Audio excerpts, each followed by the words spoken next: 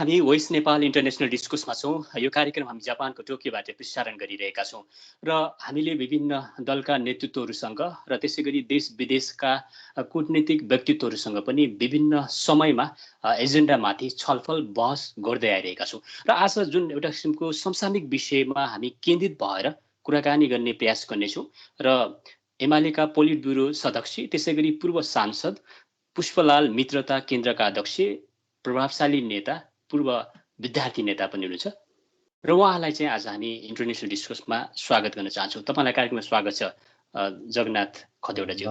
नमस्कार सर।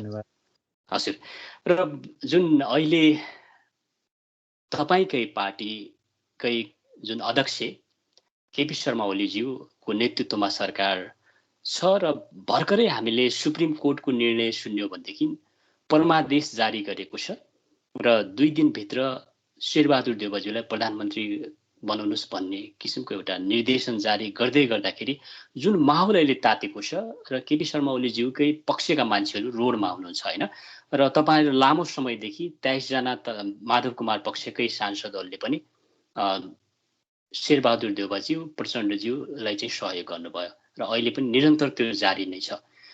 यो धेरै कुराहरू बीचमा चाहिँ भयो, जुन राजनीतिक सङ्कट देखियो। हामी अलिकति पोइन्टमा आउँ जगन्नाथ सर। जस्तो आजको जुन निर्णय छ सुप्रिम कोर्टको, यसलाई कुन रूपमा लिनुभएको छ? तपाईँ एउटा माधव पक्षको भोइस पनि हो, स्ट्रङ भोइस। सर्वोच्च अदालतले गरेको आजको फैसलाले धेरै महत्त्वपूर्ण दूरगामी असर पार्ने, देशको राष्ट्रिय राजनीतिलाई सङ्लो बनाउनको निम्ति, स्वच्छ बनाउनको निम्ति, अधिकारको दुरुपयोगलाई नियन्त्रण गर्नको निम्ति धेरै महत्त्वपूर्ण फड्को मार्ने निर्णय गरेको छ।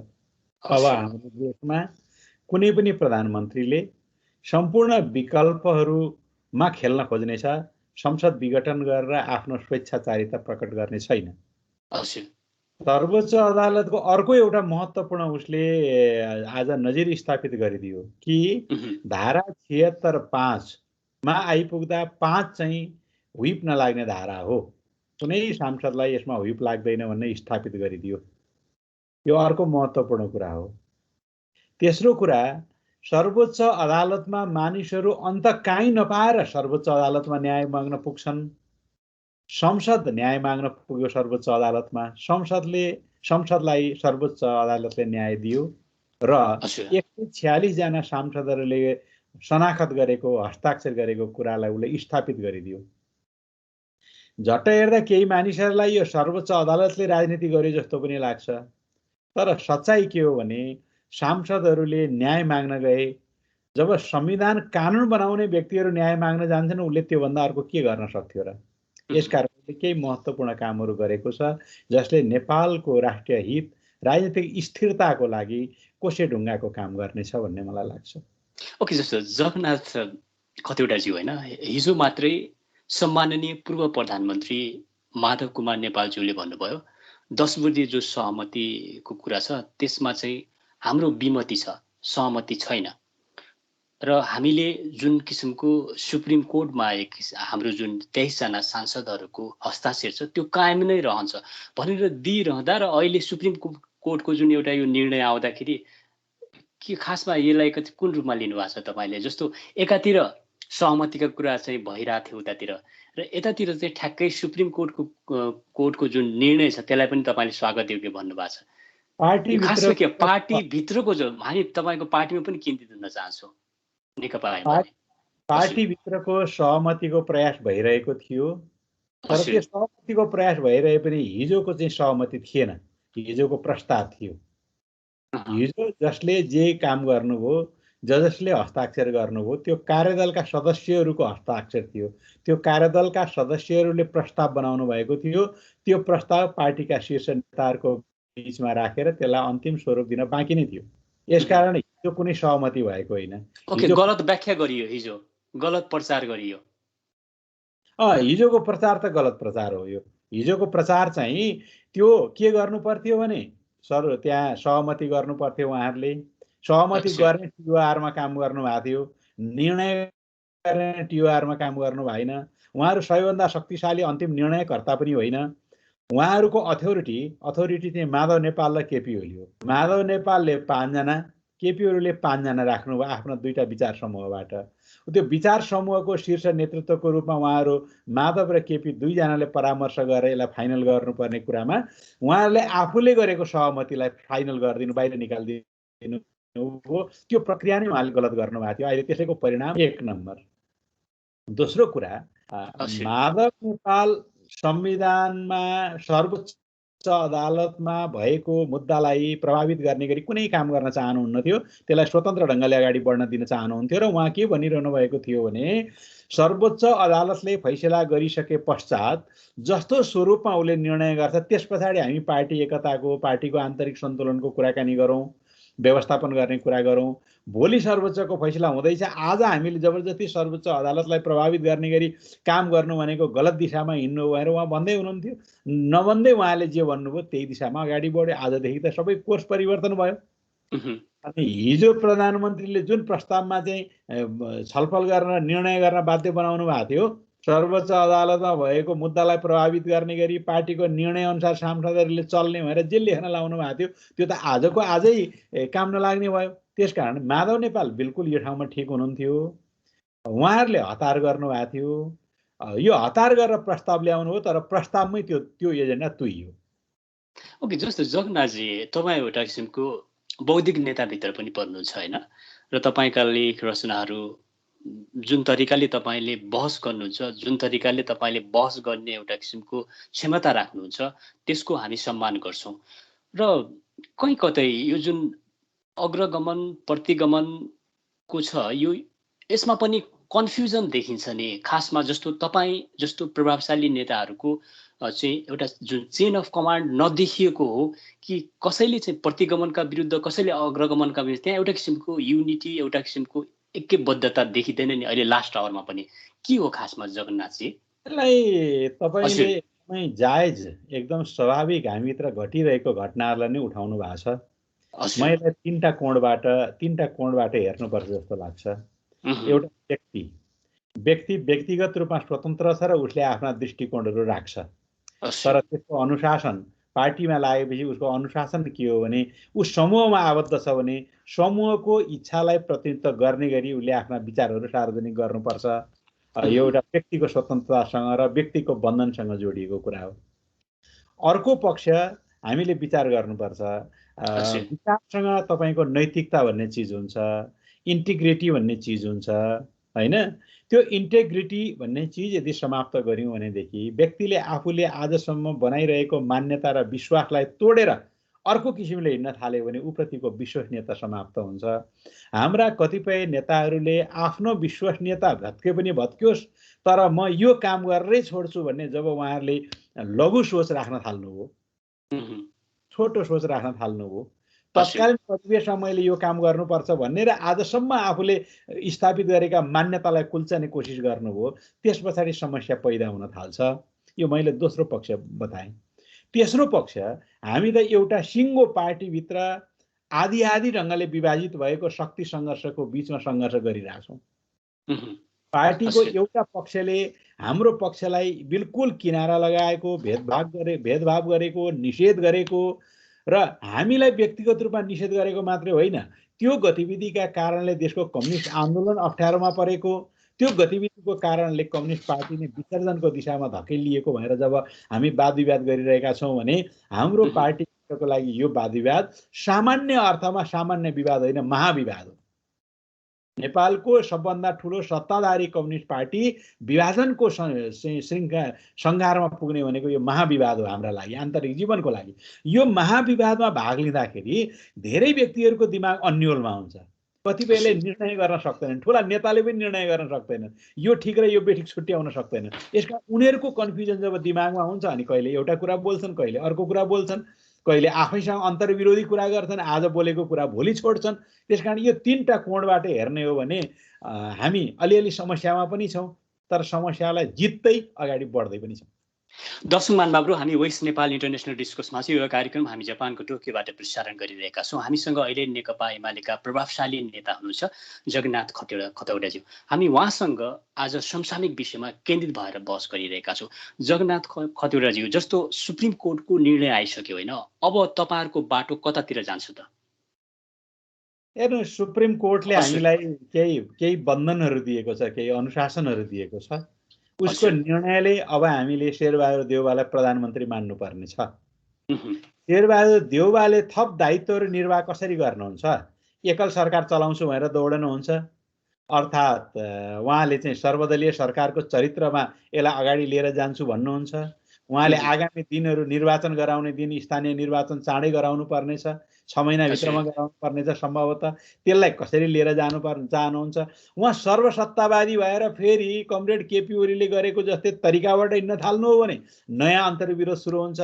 लोकतन्त्रलाई संस्थागत गर्ने र संविधानलाई जोगाउने गरी हिँड्नु हो भने फेरि सहज ढङ्गले जान पनि सकिन्छ। यी दुईटा कुरा अब मझधारमा यो परिस्थिति आइपुगेको छ एकातिर। अर्कोतिर नेकपा एमाले भित्रको राजनीतिमा कमरेड केपी ओलीले जिन्दगीमा अब सबभन्दा ठुलो शिक्षा प्राप्त गरेँ भनेर सिक्ने मौका पाउनु भएको छ। उहाँको स्वेच्छाचारिताले, उहाँको सर्वसत्ताले, उहाँले भइरहेको लगभग 2/3 बहुमतको छेउमा पुगेको बहुमतलाई समाप्त गर्नुभयो। कम्युनिस्ट आन्दोलन, कम्युनिस्ट पार्टीको एकीकरणलाई समाप्त गर्नुभयो। त्यसमा खुसी मनाउनु भयो। पार्टी कम्युनिस्ट एकता टुटेकोमा उहाँ मनाउन थाल्नुभयो भोज। आज पनि उहाँले चाहिँ सोच्नुपर्ने कुरा छ, ओहो मैले कसरी एक्लै हिँड्न खोजेँ र एक्लै परेँ। एक्लै हिँड्न खोजे त एक्लै परिन्छ, अर्काले साथ छोड्दै जान्छन्। त्यसकारण उहाँ एक्लै हिँड्न खोज्दा एक्लै पर्नुभयो। हामी त उहाँलाई मान सम्मान गर्ने मान्छेहरू, उहाँको कार्यकर्ताहरू, साना कार्यकर्ताहरू, हामी त उहाँहरू सधैँभरि उहाँलाई नेता देख्थ्यौँ नि। तर उहाँले गरेको दुर्व्यवहारले गर्दा हामीले पनि नेता देख्न छोड्यौँ। हामी जस्ता लाखौँ मानिसले नेता देख्न छोडे। हामी उच्च सम्मान गर्थ्यौँ, सम्मान गर्न छोड्यौँ। उहाँले हामीलाई माया गर्न छोड्नुभयो, हामीले उहाँलाई सम्मान गर्न छोड्यौँ। यो दोहोरो हुँदै गयो। त्यसकारण अब कमरेड केपी ओलीलाई आफ्नो पार्टी जीवनका क्रियाकलापमा समीक्षा गर्ने एउटा मौका प्रदान गरेको छ यो समयले। अर्कोतिर सम्माननीय राष्ट्रपति, महामहिम राष्ट्रपति र प्रधानमन्त्री मिलेर मुलुकको संविधानको विरुद्धमा जे जस्ता तिगडम गर्नुभयो, यसले देशलाई अस्थिरतातिर धकेलिएको थियो। अब महामहिम राष्ट्रपतिलाई पनि एकचोटि पुनर्विचार गरेर ओहो म त कुनै व्यक्तिको प्रभावमा साह्रै पल्लो छेउमा पुगिसकेका थिएँ, अब मैले फर्कनुपर्छ भनेर उहाँलाई पनि लाग्न सक्छ। यसकारण यदि यसलाई सकारात्मक ढङ्गले लिइयो भने यसका धेरैवटा सकारात्मक परिणामहरू आउनेवाला छन्। यदि यसलाई मलाई बदला लिने यसो गरियो भनेर सोचियो भने यसले विध्वंसमा जानेवाला छ। ओके, जस्तो खतौडाजी होइन, जुन 10 बुँदे सहमति छ त्यो यो सुप्रिम कोर्टको निर्णयसँगै अब डिसमिस भएको हो कि जस्तो पार्टी एकताको कुरा अब लगभगै टुङ्गिएको भन्न मिल्छ खतौडाजी? किनभने तपाईँको भोइस नै अहिलेको स्ट्रङ भोइस हो, माधव पक्षबाटको एउटा स्ट्रङ भोइस हो, आधिकारिक भोइस हो। एउटा बुँदामा हामीले बोल्नै नपरिकन सर्वोच्च अदालतले फैसला गरिदियो। अब संसदमा भएको मुद्दालाई प्रभावित गर्नको निम्ति कमरेड केपी ओलीले कुनै प्रयास गर्नु परेन। अब भोलि हुइप लाग्छ कि लाग्दैन भन्नेमा दलको निर्णय लाग्छ कि लाग्दैन भोट हाल्ने बेलामा भने कुनै प्रयास गर्नु परेन। अब यसबारेमा लुसा चुडी तानातान गर्नै परेन, यसमा अनुशासनको कुरा भन्नै परेन, कारबाहीको कुरा भन्नै परेन। यो समस्या सर्वोच्च अदालतले फैसला गरिदियो। अब कमरेड केपी ओलीसँग पार्टीका आन्तरिक जीवनहरूमा सबैलाई मिलाएर व्यवस्थित गरेर न्याय बाँडेर लान्छु, म अन्याय बाँड्दिनँ भन्ने सोच उहाँसँग हुन जरुरी छ। म विधि विधान र अनुशासन मैले उल्लङ्घन गरेको थिएँ भने सरकारमा टिकिरहनका निम्ति उल्लङ्घन गरेका थिएँ, सत्तामा रहिरहनको निम्ति उल्लङ्घन गरेका थिएँ। मलाई उल्लङ्घन गर्न मन थिएन तर मेरो सत्तै ढाल्न आँटे, त्यसकारण मैले मिचेको हुँ भन्ने यदि उहाँलाई लागेको छ भने अब सत्ता गयो उहाँको हातबाट। यही लडाइँ लड्दा लड्दै सत्ता गयो। अब फर्केर ओहो मैले त विगतमा गरेका कमीहरूको समीक्षा गर्नुपर्छ भन्ने ठाउँमा उहाँ आइपुग्नु भएको छ। त्यसकारण बाँकी रहेका 9वटा बुँदा उहाँहरूले जे प्रस्तुत गर्नुभयो नि त्यो 9 होइन 14वटा 15वटा 20वटा बुँदा पनि हुनसक्छ। प्रत्येक मसिना विषयहरूमा यो विषयमा यसरी जाने, यो विषयमा यसरी निर्णय लिने भनेर अन्तर्द्वन्द्व बढ्न सक्ने सबै कुरालाई समाधान गर्ने गरी नयाँ प्रकारको सहमति पत्रमा उहाँ हस्ताक्षर गर्ने ठाउँमा आइपुग्नुहुन्छ जस्तो मलाई लाग्छ। ओके, जस्तो अहिले रोडमा तपाईँहरूकै पार्टीका मान्छेहरू छन्, के हो त यो खासमा? एमाले पार्टी सिङ्गो पार्टी रोडमा छ भन्न मिल्छ कि मिल्दैन खतिवटाज्यू आजको दिनमा? कहिलेकाहीँ यस्तो उत्तेजना आउँछ। कमरेड केपी ओलीले उहाँले अस्ति केही दिन अगाडि उहाँहरूको केन्द्रीय कमिटीको बैठकमै के भन्नुभयो भने सङ्घर्ष गर्न तयार हो भनेर उहाँले आह्वान गर्नुभएको थियो। आफ्नो नेताले सङ्घर्ष गर्न तयार हो भनेपछि त केही कार्यकर्ताहरू सङ्घर्ष गर्न तयार त हुनुभयो। आज तत्कालीन प्रतिक्रिया दिनुभयो। यो प्रतिक्रिया धेरै दिन टिक्दैन। एकछिनको लागि अधैर्यतापूर्वक दिएको प्रतिक्रिया हो, 2 दिन 4 दिनमा सेलाइहाल्छ। ओके, महेश बस्नेतज्यू आफै हुनुहुन्छ रोडमा अहिले, हामीले देखिरहेका छौँ, नेतृत्व गरिराख्नु भएको छ उहाँ। होइन, उहाँ त त्यो उल्का उत्पात गर्ने प्रतिनिधि मात्रै त हो नि। उत्पात गर्नु पर्यो भनेपछि, भाँडभैलो मचाउनु पर्यो भनेपछि उहाँले मेहनत गरिरहनुहुन्छ। यस्तो कुरामा हामी देखेकै कुरा हो। त्यसले गर्दाखेरि उहाँको कुरा चाहिँ सन्तुलित छैन यस विषयमा। तर जे गर्नु भएको छ उहाँलाई अब कमरेड केपी ओलीले खटाएर अराएर गर्नुभयो होला, उहाँ एक्लैले गरेको होइन। कमरेड केपी ओलीले पनि अब सम्झिनु हुनेछ कि मैले गल्ती गरिरहेको छु, मैले गैर संवैधानिक काम गरिरहेको छु भन्ने उहाँले सम्झिनु हुनेछ। भर्खरै मात्र तपाईँलाई म भनौँ, ज्याकोब जुमा पूर्व राष्ट्रपति साउथ अफ्रिकाको, ज्याकोब जुमालाई संविधानको संसदको सर्वोच्च अदालतको अपहेलना गरेकोमा 15 महिनाको जेल सजाय उहाँले प्राप्त गर्नुभएको छ। त्यसकारण धेरै मित्रहरूलाई धेरै अवहेलना गर्नको निम्ति आफ्नो चाहिँ पाखुरे शक्ति, बौद्धिक शक्ति होइन पाखुरे शक्ति देखाउन जोड नगर्नका निम्ति मैले सुझाव दिनुपर्छ। जो आज जोडिरहेका भाइ बहिनी कतिवटा महत्त्वपूर्ण कुरा उठाउनु भयो तपाईँले, एकदम जेन्युन पोइन्ट उठाउनु भयो होइन। म त्यसमा पनि तपाईँले अलिकति थोरै आफ्नो विचार राखिदिनु हुन पनि अनुरोध गर्न चाहन्छु। जस्तो दुईचोटि, यो एकचोटि होइन विघटन भएको, दोस्रो पटक विघटन हुँदा पनि सुप्रिम कोर्टको फैसलाले चाहिँ केपी शर्मा ओलीज्यू को जुन कदम छ त्यसलाई चाहिँ लत्याइदियो होइन, भित्तामै चाहिँ टाँसिने गरी चाहिँ एक किसिमको के हान्यो भन्दा पनि फरक पर्दैन। तर उहाँलाई कारबाही हुन्छ त अब? किन जुन तपाईँले भन्नुभयो सांसदहरू आम जति पनि छन् देशभरबाट प्रतिनिधित्व गरिराख्नुभएका व्यक्तित्व जसलाई जनताले बिलिभ गरेर केन्द्रमा पठाएका छन् होइन, र उहाँहरूको मात्रै भावनामाथि नभएर आम नागरिकको भावनामाथि भएको खेलवाड हो कि होइन, यो तपाईँले कसरी बुझ्नु भएको छ? राजनीतिक दलहरूमा कारबाही भनेको जनताले गर्ने हुन्। सामान्यतया जनताले चुनावमा गर्छन्, कुनै पनि मतदानको प्रक्रियामा जनताले चाहिँ एभोइड गर्छन् कि एक्सेप्ट गर्छन् भन्ने कुराले एउटा कारबाही हुन्छ, जनमतले गर्ने कारबाही हो। अब कानुनमा फौजदारी अपराध गरेका हकमा स्थापित भयो भने फौजदारी अपराधमा लागू हुने हो त्यो। भ्रष्टाचार गरेको हकमा काहीँ मुद्दा पर्ने हो भने प्रमाण पुगेपछि भ्रष्टाचारमा लागू हुने हो त्यो होइन। त्यसकारण यो चाहिँ कुन खण्ड खातिरले मान्छेले कसरी यसलाई व्यक्त गर्छ, कसरी प्रमाण जुटाउँछ त्यसमा भर पर्छ। सामान्यतया प्रधानमन्त्री भएर गरेका राजनीतिक ढङ्गले गरेका कामहरूमा कुनै मुद्दा मामिला नहोला, तर हुने प्रमाण आधारहरू खोजेर यसको फौजदारी चरित्रको कुनै त्यस्तो केसहरू निक्लेला, त्यो निक्लिन सक्छ। उहाँले काहीँ कुनै कुरा प्रोटेक्सन गर्नुभयो होला, मानव भ्रष्टाचारीलाई प्रोटेक्सन गर्नुभयो होला, उहाँको कामबाट कुनै गलत निर्णय भएको होला, यस्तो बेलामा निक्लिन पनि सक्छ। त्यो समयको पछाडिको कुरा हो। तर सामान्यतया राजनीति गरेकोमा, संसद विघटन गरेकोमा चाहिँ कारबाही होला जस्तो मलाई लाग्दैन। अब यो चाहिँ प्रत्येक राजनेताहरूले गर्ने, उनीहरूले प्राप्त गरेको अधिकार प्रयोग गर्ने, दुरुपयोग गर्ने, अनिवार्य गल्ती गर्ने ठाउँ हो क्या यो अनिवार्य। दर्शक महानुभावहरू, हामी वेस्ट नेपाल इन्टरनेसनल डिस्कसमा छौँ। हामीसँग प्रभावशाली युवा नेता जगन्नाथ खतिवटाज्यू हुनुहुन्छ।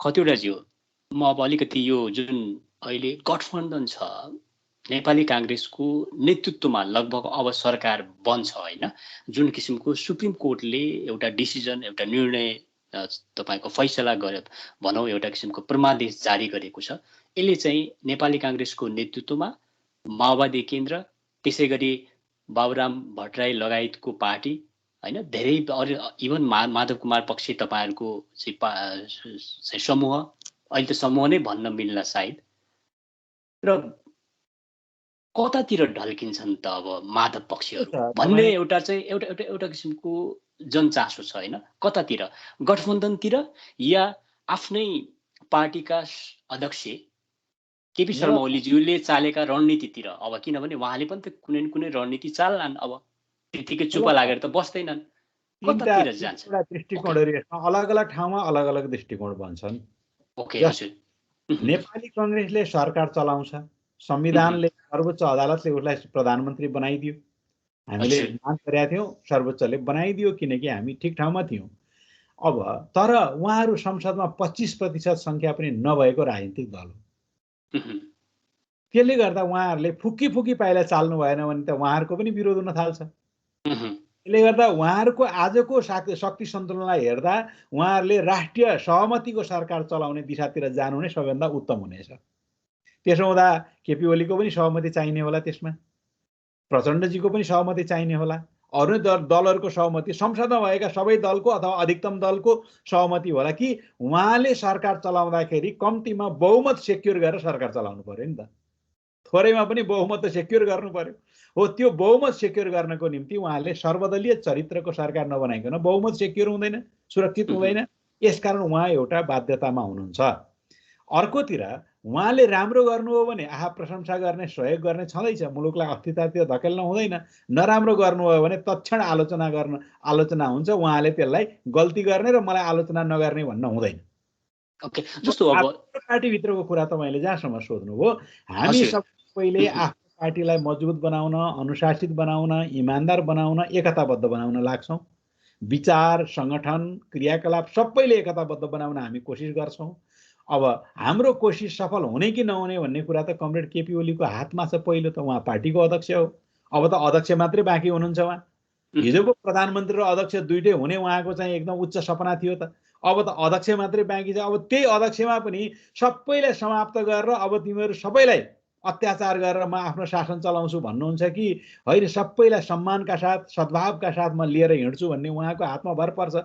अब तर के हुन्छ भने सरकारप्रति हामी आलोचनात्मक समर्थन गर्नेछौँ, गल्ती गर्यो भने आलोचना गर्नेछौँ। अब त सर्वोच्च अदालतले पनि त्यही भने उनीहरूले समर्थन त यसै अटोमेटिकली भइ नै सक्यो, हामी त प्रस्तावकै थियौँ होइन। तर पार्टीभित्र पनि हामी के गर्नेछौँ भने मिल्न सके मिल्छौँ नै, मिलेरै जाने प्रयास गर्छौँ, एक बनाउन नै प्रयास गर्छौँ। तर यति हो, कसैले घोक्र्याएर जबरजस्त निकाल्छ भनेदेखि धुरु बाहिर बसेर रोएर चाहिँ बसिरहँदैनौँ, केही न केही नयाँ गतिविधि गरिहाल्छौँ। ओके, ठिक छ, एकदम पोजिटिभ भाइब्रेसन हामीले तपाईँबाट पायौँ होइन, त्यो भेटायौँ। तर जुन नेतृत्वले अहिलेसम्म स्पष्ट बाटो अपनाउन सकेन, त्यो कोर्न सकेन त्यो बाटो, र पछिको जस्तो तपाईँहरू जति पनि नेतृत्व हुनुहुन्छ अन्यलमा हुनुहुन्छ र माथिल्लो जुन डिसिजन लिने नेतृत्वहरू हुन्छ उहाँले सही बाटो नसमात्दाखेरिको अहिले प्रभाव आम तल्लो लेभलका जति पनि छन् स्तर जनस्तरसम्मका नेतृत्व युवा नेताहरू सबैमा पनि त्यो प्रभाव पर्यो। यो कहिले चाहिँ यसको अन्त्य हुन्छ जगन्नाथज्यू? हामी अत्यन्तै ठुलो विडम्बनामा आज मान्छेहरूले केपी ओलीको विरुद्धमा, सरकारको विरुद्धमा बोल्यो भनेर जे प्रचार गरिरहेछन् नि, हामी कदापि केपी ओली र सरकारको विरुद्धमा बोलेनौँ। तर हाम्रो आलोचना केमा केन्द्रित रह्यो भने ए बाबा देशमा 2/3 लगभग बहुमतमा पुगेको कम्युनिस्ट पार्टीको सरकार छ, तल आम रूपमा स्थानीय तहका सरकारहरू हाम्रो हातमा छन्, तिनले समाजवादी मोडलका गरिब जनता निमुखालाई सहयोग पुग्ने गरी विकासका कार्यक्रमहरू ल्याउनु पर्छ कि पर्दैन, तिनको सेवा गर्नुपर्छ कि पर्दैन। कम्युनिस्ट पार्टीको देशमा सरकार छ, भ्रष्टाचार गर्नेहरूको शिर उठिरहेछ, भ्रष्टाचार नगर्नेहरू तल परिरहेछन्, कुशासन व्याप्त छ, महँगी प्राप्त छ, यो सबै कुरा नियन्त्रण गर्नुपर्छ कि पर्दैन। कम्युनिस्ट पार्टीको राष्ट्रवादीहरूको सरकार छ, विदेशीहरूले आफ्नो चाहिँ खेल मैदान देशलाई बनाइरहेछन्। यसकारण यो चिजलाई रोक्नको निम्ति हामीले सबभन्दा पहिले सल्लाहबाट सुरु गर्यौँ। सल्लाह नसुनेपछि विरोधबाट सुरु गर्यौँ। तर सल्लाह र विरोध दुइटै नसुनेपछि अनि विद्रोह गर्नुपर्ने परिस्थिति आइपुग्यो। तर त्यो गल्ती गर्ने, त्यसको नेतृत्व गर्ने काममा चाहिँ कमरेड केपी ओली हुनुभएको हुनाले विद्रोह गर्दाखेरि केपी ओलीको विरुद्धमा गएको जस्तो देखिन गयो। नभए आफूले जन्माएको, हुर्काएको, सेकताप गरेको, सारा जिन्दगीको लगानी गरेको पार्टीलाई कसैलाई अप्ठ्यारो पार्ने कसको मन हुन्छ? हाम्रो मन त कति रोको छ यो विरोध गर्नु पर्दा। तपाईँ आजै पनि मैले एउटा स्ट्याटस लेखेको छु, ओली युग त समाप्त भयो तर मनमा दुःख छ, मेरै आफ्नै पार्टीको अध्यक्षलाई मैले आज चाहिँ समाप्त गर्नु पर्यो भनेर। किनकि उहाँ लोकतन्त्रको पनि विरोधी, संविधानको पनि विरोधी, अनि लोकतन्त्र र संविधान दुइटैको विरोधी, अनि विदेशीहरूलाई आफ्नो देशमा खेल मैदान बनाउन आमन्त्रण गर्ने पात्रको रूपमा देखा पर्नुहुन्छ उहाँ। अनि पार्टी कार्यकर्ताहरूलाई कि त दास बनाउनुहुन्छ, नोकर बनाउनुहुन्छ, कि त शत्रु बनाउनुहुन्छ। यस कारणले हामीले उहाँको विरोध गर्नु पर्यो। बडो दुःख छ, आज मेरो पार्टीको अध्यक्ष प्रधानमन्त्री हुनुहुन्थ्यो, उहाँ यो सत्ताबाट हट्नु पर्यो। मुख्य कारण उहाँ नै हो, उहाँलाई हटाउन मैले पनि प्रयास गरेँ। हैन। त्यो प्रयास गरेकोमा मनभित्र मन कति काटिएको छ, कति चिरा परेको छ। आज त फेरि पनि कांग्रेसको प्रधानमन्त्री बन्दैछ नि देशमा। विचार मिल्दैन, शैली मिल्दैन, संगठन मिल्दैन, दुनियाँलाई हेर्ने दृष्टिकोण मिल्दैन। त्यो कुरा मनमा एकदम हृदय विदारक कुरा छ हाम्रो मनमा। तर देशको संविधानको रक्षाको लागि, लोकतन्त्रको रक्षाको लागि, उपलब्धिको रक्षाको लागि र हामी स्वयंले आफ्नो रक्षाको लागि पनि, हामीसँग नजिक भएका कार्यकर्ताहरूको राजनीतिक सुरक्षाको लागि, कम्युनिस्ट आन्दोलनको रक्षाको लागि, यसको अनुशासनको रक्षाको लागि कमरेड केपी ओलीलाई पात्र बनाएर प्रवृत्तिको रूपमा देखाएर हामीले विरोध गर्नु पर्यो। ओके, दुई धार एमाले भित्र अहिले दुई धार देखिएको छ हैन। यतातिर कमरेड केपी शर्मा ओलीज्यू र अर्कोतिर चाहिँ माधव कुमार झलनाथ कमरेडज्यूको। जस्तो तपाईले समातेको धार कतिको स्पष्ट छ भन्ने कुरो त्यसको बारेमा चाहिँ विश्लेषण तपाईले गर्नु होला। र जस्तो एउटा बजारमा हल्ला छ, पूर्व प्रधानमन्त्री माधव कुमार नेपालले लिने जुन निर्णय छ त्यसमा चाहिँ उहाँ पछाडि हट्नुहुन्छ, ब्याक हट्नुहुन्छ, स्पष्ट हुनुहुन्न। एउटा किसिमको जुन अडिग हुन्छ नि, एउटा किसिमको त्यो देखिँदैन भन्ने जुन गुनासो हामीले पटक पटक सुन्न पाउँछौँ, त्यसको पनि अन्त्य भएको हो आजदेखि या के हुन्छ? यसलाई यसरी लिनुपर्छ। माधव कुमार नेपालको एउटा मूलभूत चरित्रलाई पहिले मान्छेले बुझ्नुपर्छ। सबै मान्छेको एउटै स्वभाव र चरित्र त हुँदैन।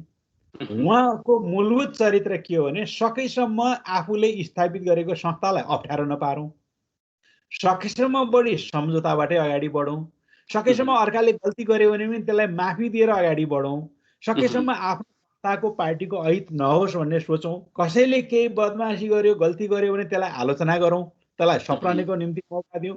उहाँ यहाँबाट सोच्नुहुन्छ र धेरै समयमा पार्टीको भलाइको निम्ति उहाँले आफ्ना अडानहरू छोड्दै जानुहुन्छ। तर जब गम्भीर क्रुसियल जहाँ नअडिकन स्ट्राटेजिक पोइन्ट अफ भ्यूबाट रणनीतिक हिसाबले नै पार्टी सङ्कटमा पर्छ, आफ्नो राजनीति, आफ्नो सिस्टम सङ्कटमा पर्छ, त्यस्तो बेला उहाँ दह्रो भएर अडिनुहुन्छ। अनि धेरै त्यो सानातिना सम्झौता गर्ने घटना चाहिँ धेरै हुन्छन्, अडान लिने घटना चाहिँ थोरै हुन्छ। अनि धेरै सानातिना घटनाहरूमा उहाँले पार्टीलाई सहयोग गर्दै हिँड्दै गरेको सजिलो ढङ्गले लिएको हुनाले माधव नेपालले अडान छोड्यो, कार्यकर्तालाई बिर्स्यो भनेर आरोप लगाए। तर जब गम्भीर घटनाक्रममा हुन्छ उहाँले कुनै पनि ठाउँमा गणतन्त्र ल्याउने विषयमा होस्, माओवादीसँग उतिखेरको माओवादीहरूसँग भिड्ने विषयमा, प्रधानमन्त्री हुँदैखेरि भिड्ने विषयमा होस्, राजतन्त्रलाई फाल्ने विषयमा होस्, या यी विभिन्न घटनाक्रममा उहाँले गम्भीर समयमा दृढ अडान लिएर जानु भएको छ। उहाँको यो विषयलाई हामीले ध्यान दिनुपर्छ। उहाँको स्वभाव चरित्र एउटा। अर्को चरित्र उहाँको के हो भने सामान्यतया कार्यकर्ताको बीचमा षड्यन्त्र गर्न हुँदैन, तिगडम गर्न हुँदैन, उचाल्ने पछार्ने गर्न हुँदैन भन्ने कुरामा उहाँ बढी विश्वास गर्नुहुन्छ। अनि यहाँ चाहिँ जो कार्यकर्तासँग बढी बठ्याइ, जो बढी उचाल्ने पछार्ने गर्छ त्यसले अलिकता तडक भडकको शक्ति प्राप्त गर्दो रहेछ। उहाँसँग त्यो तडक भडकको शक्ति छैन। अनि व्यक्तिगत जीवनशैलीमा उहाँ सादा हुनुहुन्छ, श्रमशील हुनुहुन्छ, अनुशासित हुनुहुन्छ। उहाँ जे पाए त्यही एकदम चाहिँ अत्यन्तै ल्याविस प्रकारको सुखसहेलको जिन्दगी बिताउने प्रकारको हुनुहुन्न। अनि एउटा सादा मान्छे घरमा जाँदा कालो चिया खुवाउने मान्छेलाई चाहिँ यसले यो सम्पत्ति नै नभएको मान्छे लोभी पनि भनिदिन सक्ला नि, तर कालो चिया खाँदाखेरि स्वास्थ्य राम्रो हुन्छ भन्ने कोणबाट सोच्यो भने त राम्रो काम गर्यो भन्छ नि। यस्तै कुरा हो। ओके, जस्तो अहिले कमरेड दुईजना कमरेड भनौँ होइन, पूर्व प्रधानमन्त्री माधव कुमार नेपाल र प्रचण्ड बीचको केमिस्ट्री पनि मिल्छ, उहाँहरू दुवैले स्वीकारेको कुरा यो हामीले भन्दा पनि। र अब एउटा किसिमको नेपाली राजनीतिमा अब नयाँ अध्यादेश, एउटा किसिमको नयाँ किसिमको तरङ्ग होइन, एउटा नयाँ किसिमको विचारधारा उत्पन्न हुन्छ कि त्यसमा चाहिँ तपाईहरु जस्तो नेतृत्वले चाहिँ सहयोग गर्नुहुन्छ कि भन्ने हिसाबले आम नेता कार्यकर्ताहरू कुरेर बसेका छन्। हाम्रो पहिलो प्राथमिकता नेकपा एमालेलाई बलियो बनाउँदै, एकताबद्ध बनाउँदै, फेरि पनि कम्युनिस्ट पार्टीहरूको एकीकृत कम्युनिस्ट पार्टी निर्माण गर्ने र कम्युनिस्टहरूको एउटा राष्ट्रिय मूलधार निर्माण गर्ने हाम्रो पहिलो दिशानीति त्यही ठाउँमा जानुपर्छ। हामी एक्लै ठुलो हुन्छौँ भनेर होइन, साना कम्युनिस्ट पार्टीहरूलाई पनि समेट्ने, प्रचण्डहरूलाई पनि समेटेर फेरि कम्युनिस्ट पार्टीमा एकताबद्ध बनाउने काममा नै हामी लाग्नुपर्छ। अस्ति जे बिग्रियो त्यसबाट हामीले फेरि सपना ठाउँमा जानुपर्छ र त्यसलाई समीक्षा गर्नुपर्छ भन्ने लाग्छ। अब त्यो प्रयास असफल भएपछि मात्रै अरू कुराहरू आउने हुन्। ओके, जस्तो अब अलि म यो विद्यार्थी नेताहरूको विषयमा पनि बडो चिन्ता गर्ने गर्छु। हुन्छ, तपाईँ पनि चिन्तित हुनुहुन्छ होइन? तपाईँ आफै पनि विद्यार्थी राजनीतिबाट आएको मान्छे। युवा विद्यार्थी नेतृत्वको भविष्यको बारेमा तपाईँ चिन्तित हुनुहुन्छ कि हुनुहुन्न? जसरी उहाँहरूलाई खालि प्रयोग मात्रै गरिएको देखिन्छ पटक पटक विभिन्न आन्दोलनहरू होइन। हामीले देख्यौँ 10 वर्ष जनयुद्ध, त्यसपछिका 62-63 को आन्दोलनहरू, त्यसपछिको मधेस आन्दोलनहरू, या त्यसपछिका पटक पटकका आन्दोलनहरू र परिवर्तन या अग्रगमन प्रतिगमन जे भनौँ, सबै ठाउँमा विद्यार्थी नेताहरूको प्रयोग भएको देखियो। जगन्नाथ खतिवडाजी विद्यार्थी मात्रै नभन्नुहोस्, युवा भन्नुहोस्। समग्रमा युवाहरूको युवाहरूको प्रयोग होला, अर्को ठाउँमा भारी बोक्ने युवा होला, अर्को ठाउँमा अर्कै काम गरिरहेको होला, पेसा व्यवसायमा होला। युवा सम्बन्धी युवालाई राष्ट्रिय राजनीतिमा मूल प्रभावीकरण गर्ने, राष्ट्रिय राजनीतिको मूलधारमा ल्याउने यो साह्रै सुव्यवस्थित नीति नहुँदा पनि हामी विगतमा लामो समयदेखि सङ्कटमा थियौँ। आज केही न केही परिवर्तन भइसकेको छ, केही न केही परिवर्तन भइसकेको छ, तर त्यसले मूल स्वरूप ग्रहण गरिसकेका छैन। किनकि स्रोत, साधन, संस्कृति, इच्छा शक्ति, यो 4 कुरा मिल्नु पर्दो रहेछ। स्रोत पनि चाहियो, संस्कृति पनि चाहियो, साधन पनि चाहियो, इच्छा शक्ति पनि चाहियो। तर हामी नेपालका यो अर्ध सामान्ती, अर्ध औपनिवेशिक चेतना भएका मान्छे भन्नु पर्यो अब होइन। त्यो बढी स्वार्थकोबाट ग्रसित भएको अथवा साना साना कुराहरूमा बढी रमाउने बानी भएको राजनीतिक संस्कृति जुन छ नि, यो संस्कृतिले एउटा कुरा राम्रो सोचे पनि त्यसलाई अन्तिम किनारासम्म पुर्याउन नसक्दो रहेछ। यो देखिन्छ, हाम्रो देशको घटनाक्रमहरूलाई देखिन्छ। त्यसकारण यो विषयमा निकै ठुलो परिवर्तन ल्याउन जरुरी छ। दोस्रो कुरा के हो भने, एउटै शिक्षकले पढाएको विद्यार्थी कोही निकै तेज हुन्छ र कोही फेल हुन्छ। एउटै नृत्यको कक्षामा पढाएको विद्यार्थी, त्यो नृत्य विद्यार्थी जुन हो, त्यो विद्यार्थी पनि त्यस्तै तेज र सफल र असफल हुन्छ। तपाईँ हामी पनि यही राजनीतिको पाठशालामा जो पढिरहेछौँ, हामी थोरै मान्छेहरू राजनीतिमा अगाडि बढ्ने कोसिस गरिरहेछौँ, कठोर सङ्घर्षका साथ हिँडिरहेछौँ। केही साथीहरू यसबाट पलायन हुन्छन् होइन। यसका पनि दुईटा पक्ष मैले देख्छु। अध्ययन गर, मेहनत गर, आफ्नो चरित्र निर्माण गर, चरित्रलाई जोगाएर राख। तपाईँ आफ्नो निरन्तरता र क्षमता प्रदर्शनले अगाडि बढ्दै जानुहुन्छ। तपाईँ सानातिना घटना दुर्घटनाबाट निराश हुँदै जान थाल्नुभयो भने पलायन पनि हुनुहुन्छ।